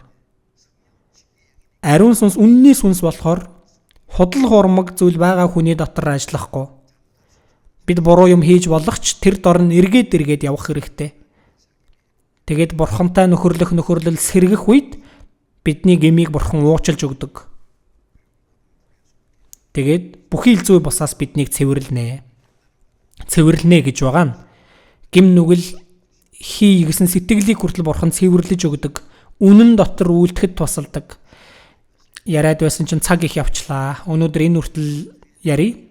Дахиад нэг орох ёстой боллоо энэ сургаалаа. Яах ч аргагүй. Эзний заасан залбирал сурахад сонирхолтой байгаа үстэй. Баян өдөр болгон энэ эзний залбирлын утгаар бодоод санаа залбираарай. Хамтдаа залбирая. Энэрэнгөө бурхан аав минь ээ. Бид эзний заасан залбирлыг гүн гүнзгий бодож үзээд хичээллэж мөн ойлгож ухаарч байна. Эзэн минь бурхан бидний аав болсон. Бурхан аав бидний залбирлыг сонсож байгаад итгэж байна. Бид үлдсэн амьдралдаа бурхан таны хүүхдийн хуваар зөв зохистой амьдрахад бурханыг ааваа гэж дуудаж байгаа аврагдсан ахан дүүс бурханыг хайрлан нэг нэгнээ хайрлан үгэн дотор дуулууртай байж бурханы хүсэл дотор амьдарч ариун нөхөрлөл бий болж явхад тэгээд эзэн та бидний дунд ажиллахад туслаарай. Бидний сэтгэл болон амьдралд харанхуй зүйл нуугдсан гим нүгэл байгаа бол түүнийг ухааруулж өгч эзэн та хүч чадлын мотраараа өршөөж өгөөрэй. Эзэн та гэрлийн дотор байдагчлан бид гэрлийн дотор явж бурхан таны хүсэл болон алдрын төлөө амьдрахад биднийг удирдах захирч өгөөрэй. Бид үлдсэн амьдралаа эзэн таны үгийн дагуу өнгөрүүлэхийг хүсэж байна. Бидний эзэн Есүсийн нэрээр залбирлаа. Амен.